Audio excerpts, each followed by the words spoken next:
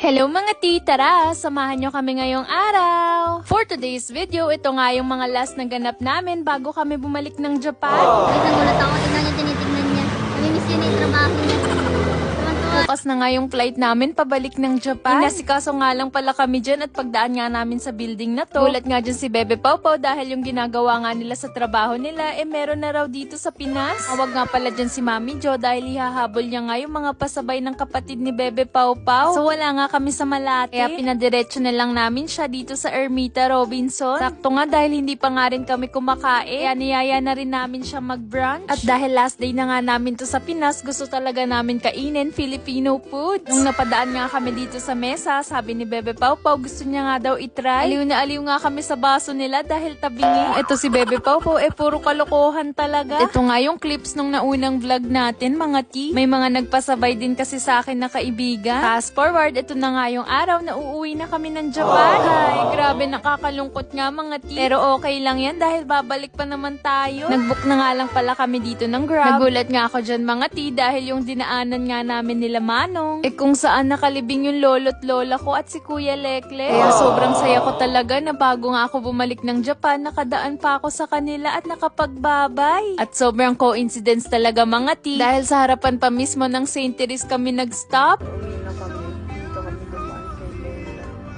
Kuya, tsaka kay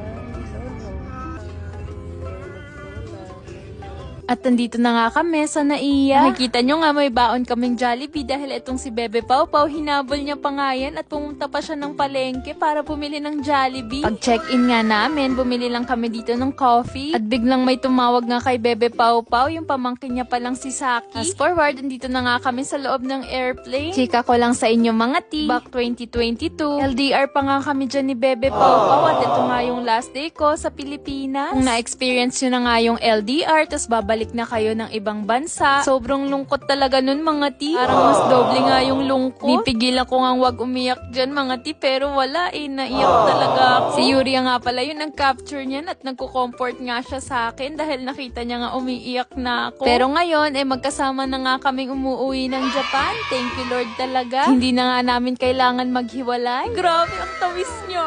Char! At isa pa sa pangarap namin na natupad, ito nga kumain ng Jollibee dito sa airplane. Nagka-idea nga kami ng ganito dahil last year meron nga kami nakasabay na may dalang Jollibee at inggit na inggit nga kami nun mga T. Kaya sabi nga namin pag bumalik kami ng Japan hindi na kami bibili ng pagkain namin sa airplane at magbabaon na nga lang kami. Tignan nyo nga, grabe mang inggit si Bebe Pau Pau. Grabe pang commercial na yan. Alibi baka naman. Char! Tapos habang kumakain ka, ganito yung view mo. Ay, perfect talaga mga T. Tupad din yung pangarap kong sunset day. Char!